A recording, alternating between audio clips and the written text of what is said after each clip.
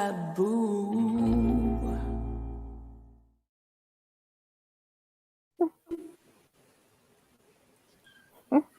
Hey everyone, happy Wednesday. You're all welcome back to another episode of Revenue Hacks with myself, Khristina, Susanne, and we've got an amazing lineup for you today. If you've ever had questions on GDS, Synxis, any type of connection, these are the experts to ask. We've known Catt for years. We just were talking offline of how we know her, and she's just superstar when it comes to GDS. Such a big background, very wide when it comes to everything. So we're going to go around the room quickly. We're going to say who we are, what we do, where we are. As you all know, I'm in Dublin, and then we'll crack on with the show. So Susanne. Hi, I'm Susanne Williams. I'm Commercial Director at Journey Travel, and we are a tech and marketing agency in Cheltenham. I'd like to point out that for the second week in a row, we get to put Journey as well through their paces. We have Amy from the Journey team with us today. Hi, Amy, tell us a bit about yourself. Hi, I'm Amy. I joined Journey about 3 weeks ago now, and moved over from Navarino, where I worked for about 4.5 years. And last but not least, the woman who does not need an introduction. She is the face of GDS and HotelREZ across the country, Catt. Hello, I'm Catt McLeod. I'm Director of Strategic Partnerships at HotelREZ Hotels and Resorts. We're a full-service GDS representation company, and on this call, I'm seeing already lots of our hoteliers that I've worked with various GDS representation companies over the last 18 years, which feels like a very long time. I think everyone just feels like their time in hospitality has just become, I don't know, almost Jurassic now, because, you know, it's just, we've been through a whole year of turbulence, and it just seems to have added to our actual, you know, years. So 1 year of a pandemic equals 5 years within hospitality. I'm totally Yes. on board with that. I just want to say, first of all, I love Davina's comment, Synxis drill. That's exactly what we've been thinking about. We've been licking our lips for the last week or so with loads of questions. So without further ado, I'm going to pass you over to Susanne, who's going to kick off everything.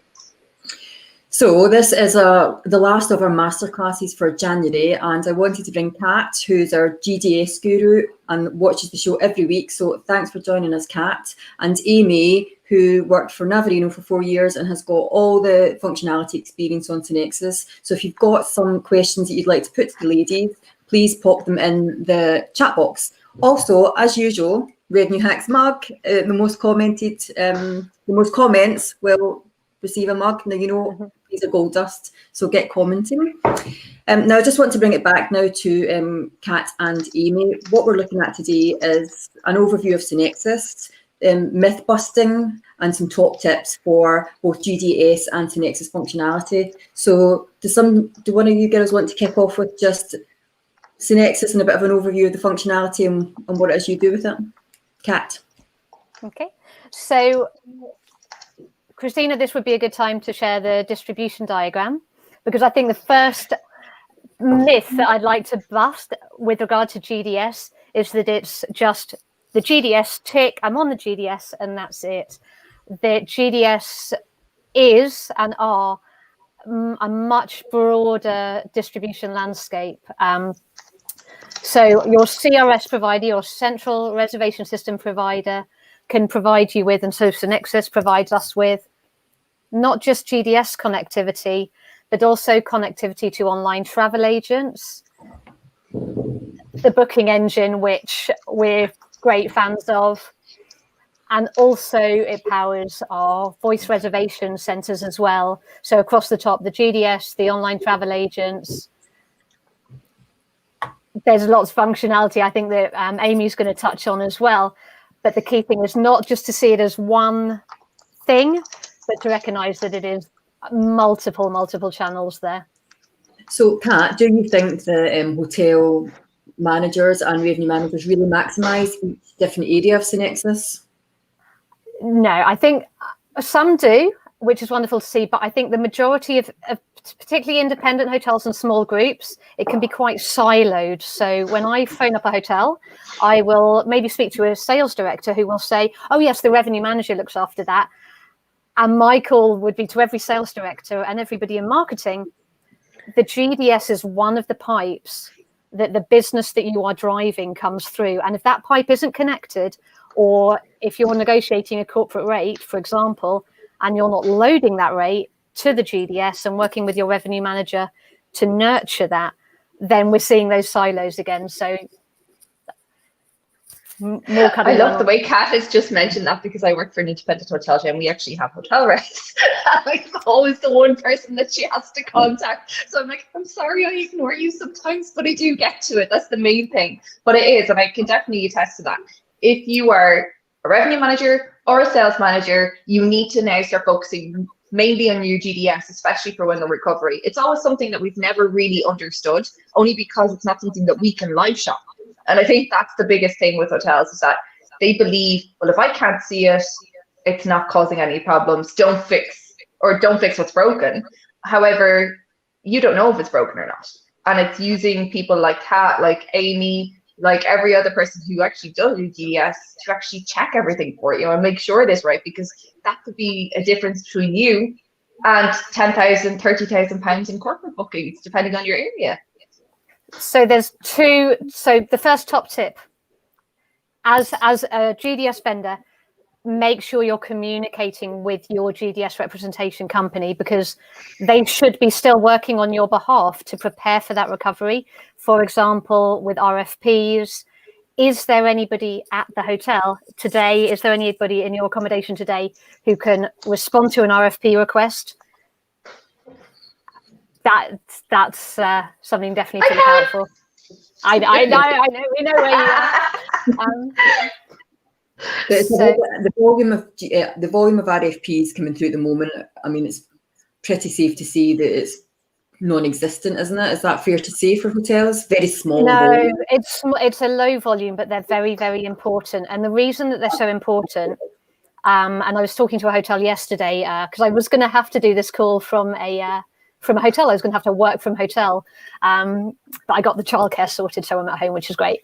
And he was saying that they're actually getting the GDS business from the rollout of the vaccine, the NHS. We've got a major hospital just across from us here, and that business, yes, it's being organised kind of directly, but it's being, the actual transactions are coming through the GDS because of that, just managing this national program. So one of our challenges is availability. You know, hotels are closed at the moment, but those that are open, perhaps they're going, oh, I only want direct business. But actually, that's my next question, because Catt, you've just mentioned about, you know, wanting direct business, and we all want direct business, and we all turn off expensive channels. And Julie brought a very, very good point to the play. 5 years ago, when people were using GDS was always seen, the cost of acquisition is expensive. And even now, I got the acquisition costs from an international chain into my inbox yesterday, because obviously chains distribute these every year. It just seems to be getting more expensive. You know, what are the benefits outweighing the cost when it comes to a GDS? And what do you think people should actually be kind of looking at, and to change their mindset, not thinking it's just as expensive as Booking.com or Expedia or any of the big OTAs?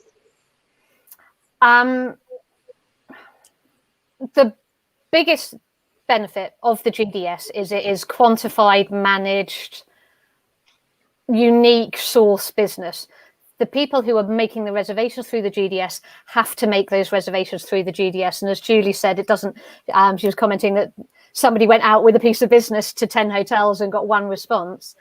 Travel agents are, you know, they're contacting my colleague Emma in demand sales. They're contacting our hotels saying, we have radiotherapy business. We have Pfizer business. We need to transact that via the GDS. The other thing is the lead time tends to be shorter, but the rate tends to be higher. So yeah. Also, it can be perceived as being expensive because you do have a commission to a travel agent very often with GDS. And you should, you know, people should pay travel agent commissions where that's applicable on the rate. Some corporate negotiated rates are non-commissionable to the agent. But it doesn't necessarily have to be that expensive. And it is a good time now for hotels to have a look at their GDS business and the cost of that, and discuss that with their rep company, because it's not always an expensive channel. I'll just jump in to the end of that, Catt, and say that the distribution strategy that a hotel has, that's the place to start, to make sure that GDS does feature as part of that distribution strategy, but equally where it sits from a kind of brand position, your marketing efforts that sit alongside that, because it's not always about corporate business, is it? And the reason I'm jumping in here is just to say that when we go into February or March, we're laying out all our new episodes, and GDS for leisure business is going to be quite a hot topic there. So I just want to flag that GDS is still relevant for leisure business, and it needs an episode all of its own. So I just wanted to get in there with that now. Mark it in your diaries. I have to agree with what Catt said about corporates as well. I don't think actually people realise that GDS is not just flights and hotels. And GDS, I think in my eyes, always gets a bad rap from hoteliers, because we always hear these crazy stats, like 1 in 30 bookings actually has a hotel room attached to it, a flight booking. You need to leave the flights aside. You need to leave all that aside, because that's a totally different market. That's almost like a leisure. It's like a package, whereas you need to actually focus on the big players like Google, Amazon, the NHS, all these big players who have to use it because they have a travel management team. Now, we have seen some companies move away from using some of the platforms recently, but that's because they've got their rates cheaper online. And I think you need to be smarter with the rate categories and rate plans you're actually sending out to GDS. And that's something Catt, I know, is always barking at people about. And really, she's such an advocate of it, because if you're selling bar, or you're selling bar less a discount on the day, that should also be on your GDS, so that if your Accenture rate is £200 and your bar rate is £150, aren't you better off getting that 150 through GDS, or even locally, rather than actually getting it, throwing away that business from Accenture just because it's 200 quid? Accenture could be worth £2,000, £3,000 a month to you. And that's the one thing people need to be mindful of. If it appears on Booking.com, Expedia, and all everywhere, it needs to appear on your GDS. It's not even a rate parity issue. It's more from a volume and also making yourself relevant in the space. But it does all fit in with your strategy for forecasting. If you're forecasting your segments and then you're forecasting your source of business, then there's an anticipation over the next 12 weeks about what you're going to expect to see through which channels. When you see that business coming through, in order to properly manage your costs, you then switch your channels on and off. I think that's how best to manage that cost of acquisition. But Catt, we were talking this morning just about your rate integrity, your rate structure, and there's lots of comments coming in about content, and I know you want to cover all of that. So should we do just content very briefly? Because I think that we've all spoken about content. Content is king, and all of those other phrases. Next action point. Ask your representation company for what's called an HOD. An HOD is your description and the text way that your property is presented on the GDS, and refresh that, because there's an opportunity now to put in revised safety and health and safety information, your COVID secure information, so that the travel agent can see that. So the booker on the GDS only has what they can see, what you've loaded to make that booking decision. So make that easier for them by having picture perfect content.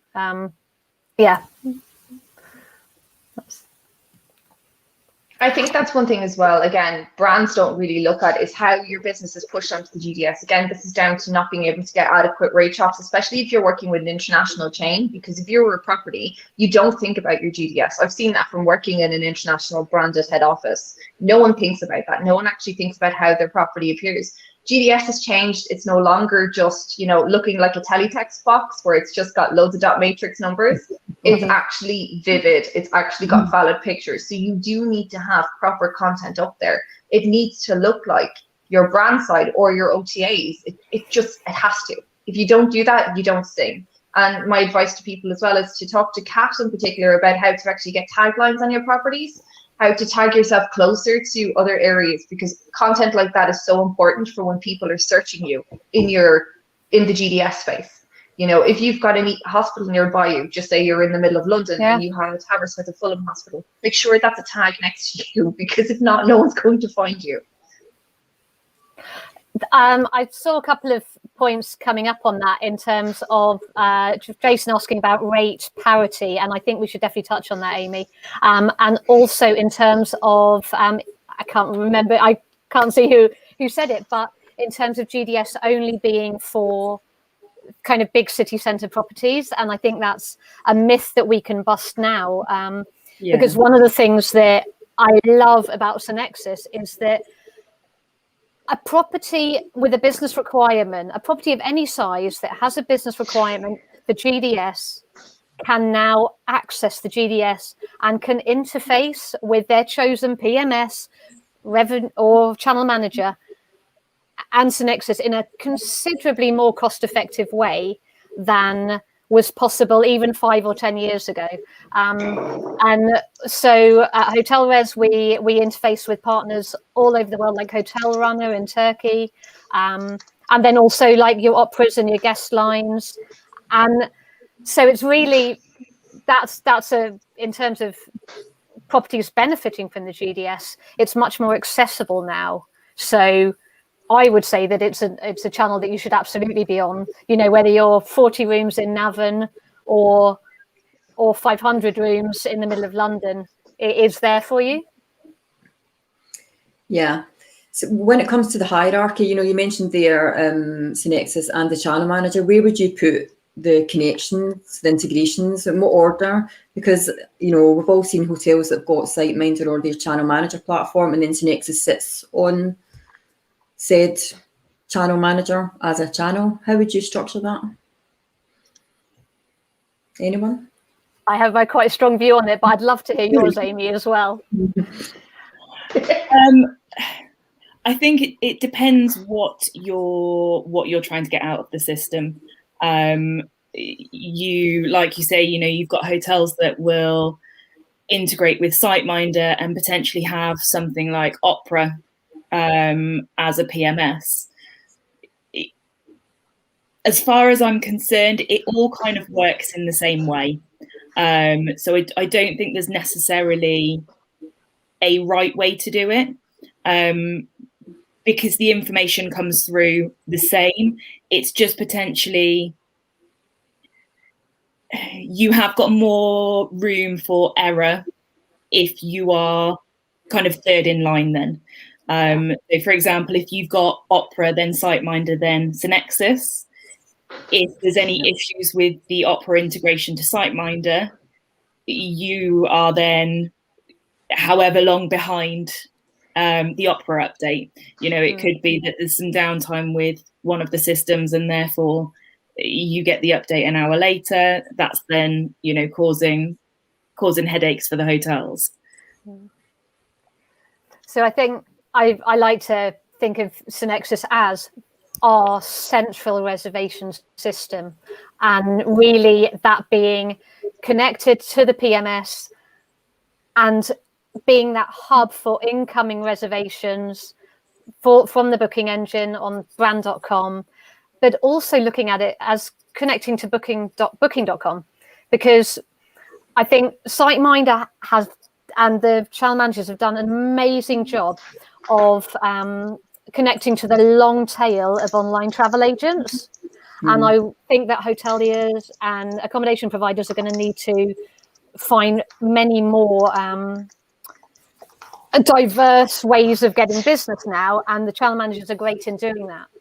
But when you have a channel that is so important for your property, and booking.com often can be that, then I think that connecting via the CRS gives that more complete availability to booking.com, and that improves your ranking on booking.com, for example. So that's why we encourage hotels to use that direct connect between a CRS and booking.com.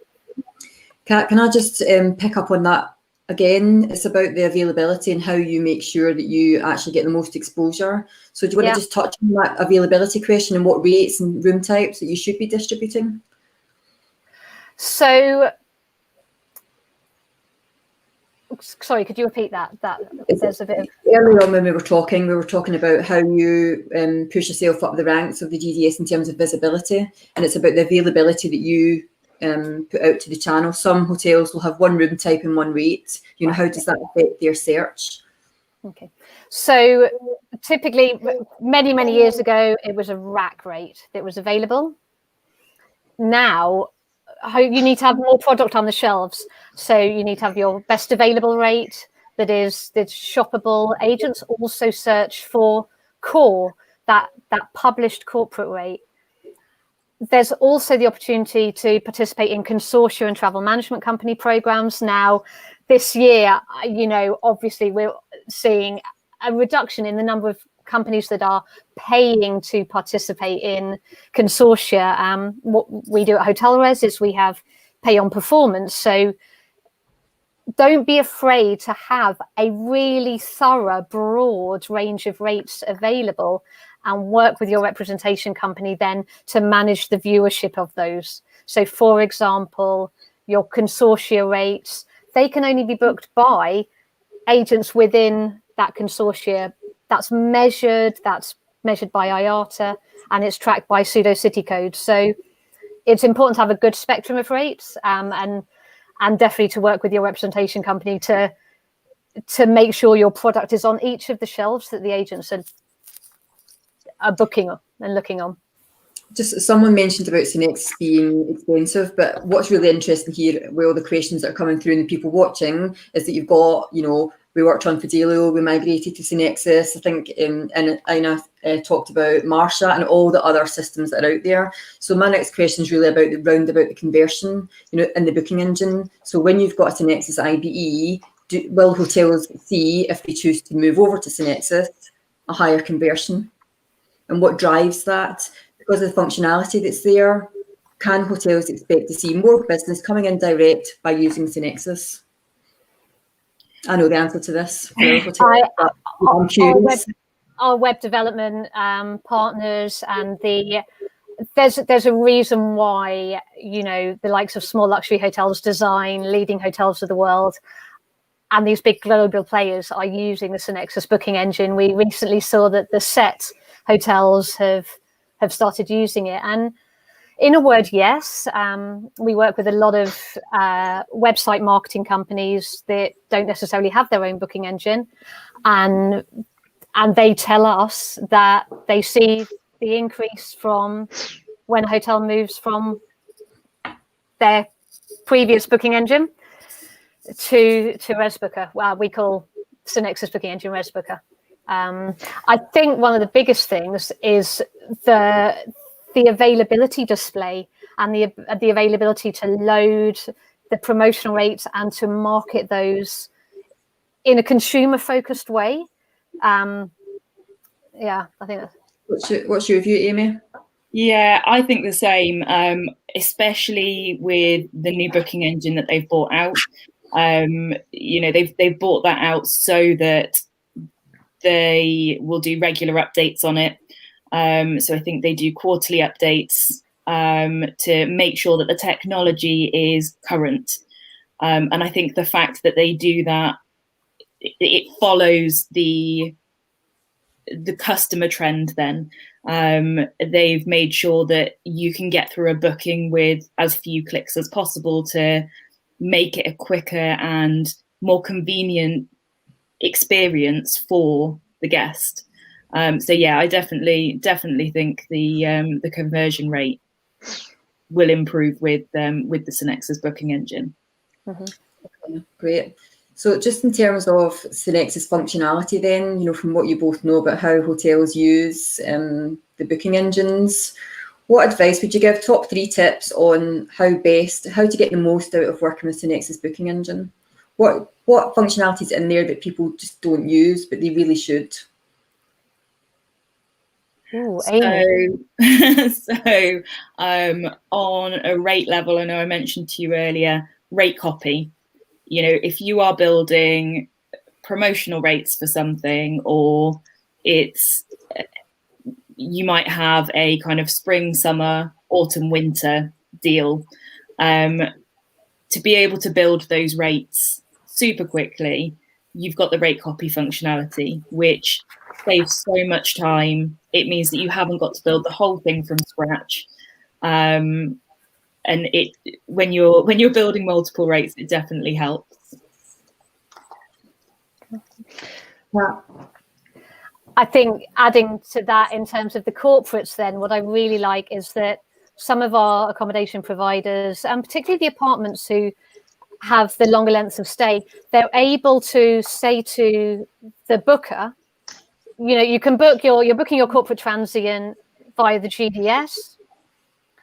You can also book that corporate negotiated rate via our own website using the same rate plan within Synxis. You can open that rate plan to multiple channels, which then helps you to track the full value of that client, because you've got the booker on the GDS. It can often be a travel agent, whereas the booker, when that, you know, whether they work for a rail company or whoever, booking via the hotel website, can be the actual guest themselves. So that tracking and that reporting, I really like.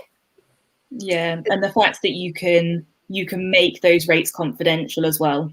Yeah. So, you know, any rates that you want to put out, for example, some of the hotels that I worked with would, when somebody stayed at the hotel with an OTA, for example, they would give them a little voucher code that entitled them to 10% off their next stay. So they would put in a repeat business rate plan and make it confidential. So only the people with that promotional code are able to actually view those rates. I love how excited Catt got about that. She was like, yes. You'd be surprised, actually, Yeah. looking into other booking engines, you'd be surprised how few booking engines are actually capable of doing that. Yeah. Amy, is there any more little bits of gold like that you've got? Any more little... Yeah, Amy. I think going back to the kind of content side of things, I think it's really important to make sure that you've got as much information as possible in all of the descriptions, but get the important bits into the short description.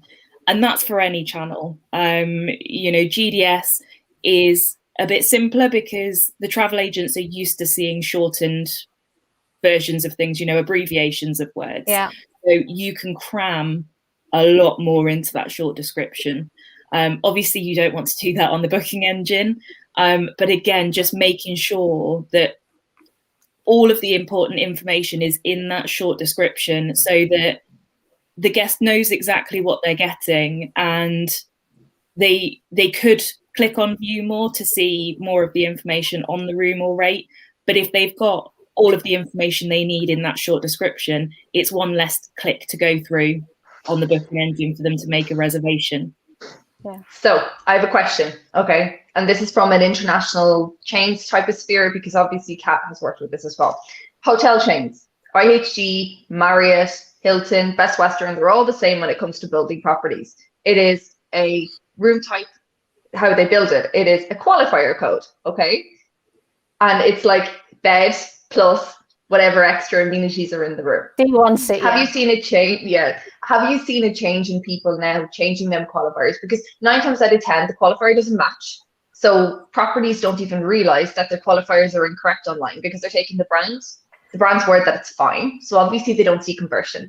And secondly, would you advise to people to stop putting in Wi-Fi as a qualifier now, especially if it's a hotel? Because everyone adds Wi-Fi. Everyone knows there's Wi-Fi there. It's almost like a life necessity, even if you go to the shop, that you have Wi-Fi. Keep Wi-Fi in there, because it actually isn't a given. So so for our member hotels, for example, we can look at your property and then we look at your competitors, and you would be surprised at the variety and lack of consistency, even within some brands, of what they're communicating in terms of the products and services and amenities that are there. Keep Wi-Fi in there. If it's free and fast, if it's like super fast, I mean, we assume it's free. There are tick boxes within Synxis and within the content tools. Make sure that you're keeping that Wi-Fi box ticked, and also keep that no smoking box ticked. And it's crazy, I don't know when the smoking ban came in, it was such a long time ago, but actually that's a search term, or rather a filter term. Also the the other content, just basically review all of your content. But in the room types, I mean, you don't have to condense your text. Your representation company can help you do that. You can give them your information, use the tools that you're provided with, but give them your information and seek help in terms of condensing that text, because there are widely used abbreviations that we can help with. Would you recommend, so when someone's contacting you about maybe condensing everything, to actually put their top few amenities that comes in the room as what they rank them in importance, rather than putting the important things last? Because sometimes you always think, well, there's toiletries and there's, you know, super fast broadband and all these things, but sometimes people can leave them till the end and they just get missed in them abbreviations. Put the important things first. Yeah, definitely. On the booking engine, sorry, go on. No, I'm just thinking about your point about the amenities, and where you say, you know, you're 20 miles from an airport when you're actually 50 miles from an airport, you know, things like Never that. Never lie. We're all guilty of that, though. We are all guilty of that. Yeah. Maybe not anymore, because Catt has found us out, but, you know, there is people that there, you know, that do it. And even you'd be amazed. So I booked a hotel in a city for a trade show. They said they had a free airport shuttle. I made the reservation, then phoned up to book the airport shuttle, and they were like, no, we don't have an airport shuttle. And I was like, but it does on this system, and that's why I booked. It also says you do a shuttle to the trade show. And I was like, oh yeah, we do that, but just not to. And I was like, oh, well, but anyway, I think Ina's point, Ina's just made a comment about it's important to know which markets actually book through the GDS, and making sure that your rooms and availability are on the right channel at the right time at the right price for the audience that want to book. I mean, it's so important. Yeah. We do talk about direct business. It is massively important. Of course it is. But this is about the customer first, isn't it? And if that means you're visible everywhere, then that's where you should be. Yeah. And on that, I think one of the very, very important things is looking at your transport information and looking at your parking information, because from a corporate perspective and from a leisure perspective, your responsibility, your corporate social responsibility and your own personal safety, you know, is there parking? Is the car parking inside or outside? Is it lit? This information is so important for the booker, and it's often missed out. And also the driving information. How do people get to your property? Are they coming to your property from the airport? In which case you need to, you know, anticipate their questions and answer. Oh, I love Judy's comment about seeing an uptick in book again codes in Lateral City that were done on QR codes on the bottom of the invoices. Yes. That's really cool, especially given that, you know, you have a QR code for scanning people's Instagram. You've got QR codes for menus now. You know, I think that's a great way. People get their invoice, especially corporates still, even if it's on a laptop, and they can use that to gain access again to book something. Something I really like about the Synxis platform is that you can provide that QR code can link directly into a rate plan. So when there was, you guys had a call about weddings before, something that I love, that you can give people a tailored link to the booking engine that is for John and Joe's wedding, and they can send that out with the save the date, so that Auntie Jean, when she books her flight and accommodation, she doesn't go onto booking.com. You know, how often have you had a wedding invitation and you go on to booking.com to look at the hotel? Whereas save the date in the link, take that pressure off the wedding couple, that they can just say, yep, here's the link, and they don't have to manage that. And also then you can upsell to that. That's a MICE inquiry. That wedding is an event that you can say, you know, all of the upselling capabilities that are available, Amy, within the booking engine, you know, that you don't want to bombard a corporate booker with, do you want to book champagne? So true. But if it's a wedding booking, you can say, hey, Sunday lunch. So you're staying on the Saturday night for a wedding. Come and stay on the Friday night. Geo-target your people. Yeah, the opportunities are endless. But you can then have you can upsell Sunday lunch and a late checkout, for example, and it just making it seamless and taking the pressure off the wedding party. Yeah. Yeah, I love that. I love that idea. That is like super for hotels to be able to invest in items like that. And again, this all isn't a huge cost. It's just adding these items on, and you're going to get a huge return on investment because you're going to see your F&B and you're going to see all your additional total revenue increase. Amy, you were going to say something. Sorry. Yeah, no, that's okay. I was just going to say I worked with a couple of kind of wedding properties, and they used to do the same. So we would have individual wedding links for all of the couples, and like Catt was saying, with the upsells, you can do them rate specific. So like Catt said, you wouldn't necessarily want to be selling champagne or dinner or Sunday lunch to the corporate, but to the wedding guests, to any booking kind of your standard best available rate or anything like that, you can pick and choose the upsells that you want to add on there. And I think it makes it a lot easier, because you then, if somebody's booking a dinner bed and breakfast rate, it means that you can stop them seeing dinner as an upsell. So you don't have that duplication then. Yeah. And I think that also one of the other things that adds on to that is the ease of integrating some of the widgets. So when hotels are asked, sometimes a hotel will come to us and it'll actually be a particular widget, and we'll say, well, actually, we work with a partner for that, the hotel's network, for example, or Oki. And the ease of integration of those widgets has improved considerably over the last few years. So I was going to ask about that. It's about the PMS, the new wave of innovative open API first PMS. API. So it's about the API. We've talked a lot about APIs, and it's about when, if you've got Muse or Apple or one of these kind of open source systems, how does Synxis fit in to them building out that full landscape of your widgets and your PMS and your DDS and how everything fits together?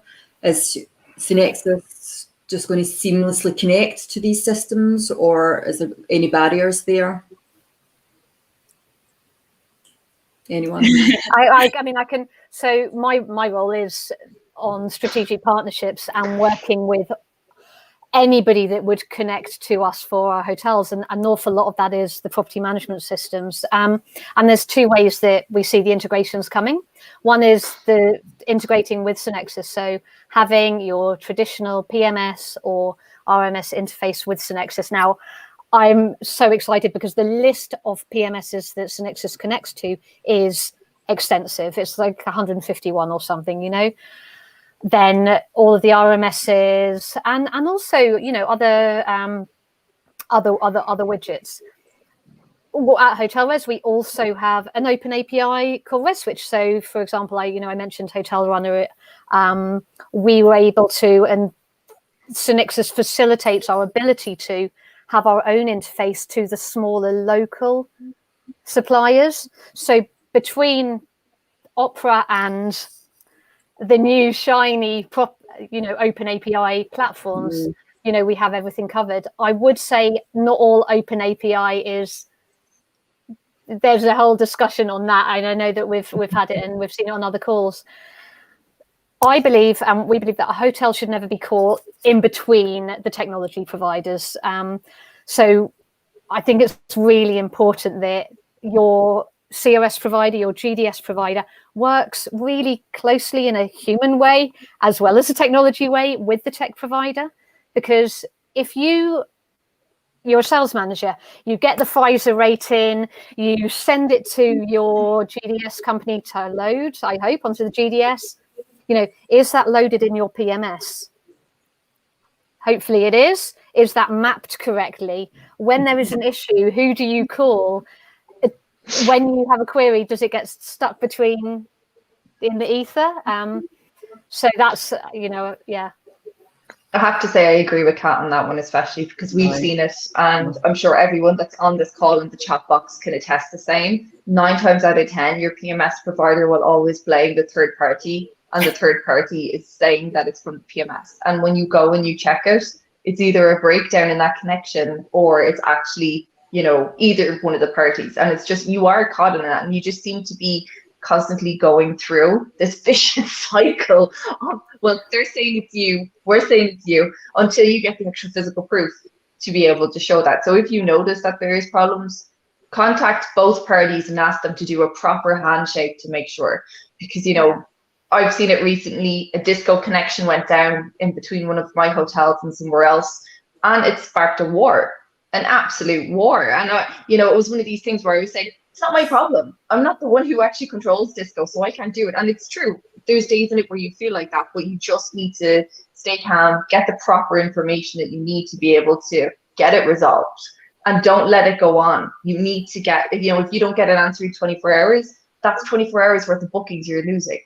That could be, you know, thousands of pounds in the future. So you need to be constantly on top of things. I know from my point of view, I am, to a certain degree. I'm sure Susanne is like a dog with a bone when there's, you know, there's something with it, but you just need to be on top of people to make sure that you get the best out of all your technologies, for sure. And I think recognizing the human beings behind. So, you know, you say disco, there's a couple of names that come to mind straight away. You know, you like human beings that your supplier. Everybody, we all have our support tickets, and you know, please don't email me directly with a. You can copy me in, but don't email me directly with a rate loading query. But so, you know, for example, with us, send it to support at, and the team will be on it. But they will be also working, you know, working with the agent. Say, okay, can you send us a screenshot? Can we try and replicate this? Send us your list of pseudo-city codes again, because maybe one of those is missing. Maybe we've got a 0 instead of an O. And it's all of that sort of thing that one of the myths of GDS is people go, oh, you know, it's really complicated and it doesn't really, I'm on the GDS, but it doesn't generate much business for me. And I'm talking to a group at the moment in the UK and Ireland. And they've been on the GDS for a couple of years and it's not really working for them. And as soon as we went onto the GDS and I saw them, I was like, okay, well, the reason is because you have virtually no content on there and you don't really seem to have any availability for any of the dates I'm searching for. Oh, well, we're quite closed at the moment. It's like, yeah, you're closed now, but you can have availability over for September. People aren't necessarily going to be booking for September. Oh, well, it's a bugbear. It's a bugbear because when you go dark fully, and we've been saying this since last year. You need to be so careful, and especially when it comes to the likes of GDS, because you can't see it, so you don't know how long it takes for you to filter back up, and you know how to get there unless you actually liaise with people like HotelREZ and your account managers to be able to do that. Davina did mention mapping. We've said it before. I'll say it again. We should totally put out. You should actually create a file on your desktop or even draw it on a whiteboard. I have one inside, actually. My husband looks at it wondering what the hell goes on here. Yeah. But, you know, you should actually put your connections up there and actually take a picture of it so that you know my PMS is here, my RMS is here, and everything else that filters out of it. Because you can't tell where the connections are going unless you physically have something drawn, like Catt has shown. You know, Catt's example is perfect. I had that when I was working in brands and hotels through the years. You need to know where that is so that if something's broken, you can automatically jump to fix it. We could talk about this all day, couldn't we? I think GDS is such a massive subject. Jason mentioned there, I don't know if you heard us say about running our GDS for leisure business. I think that's another that's a session in itself, so you can watch that up. Now, we did say at the start, if you would like the Revenue HACKS mug, then we would be choosing at the end of the show. Davina, you are our mapping lady and the mug is yours, so that'll be winning its way towards you shortly. Okay, that was fascinating. Thank you so much, ladies, for all those brilliant insights. I think what's really clear is there's so much more that can be done with Synxis. So whilst everyone's on furlough or they're not as busy, we'd definitely see get amongst it and reach out to your representation companies and get your system sorted out. So brilliant. I don't have anything else to add. Does anyone want to chip in with any last minute tips? No, we're all good. Thank you so much. We're back next Wednesday at 1 o'clock. We're talking about the guest experience online. We have a fantastic guest, so sign up on LinkedIn for that, and we will see you then. Thanks for all your comments. See you next week. Thank you very much. Bye-bye.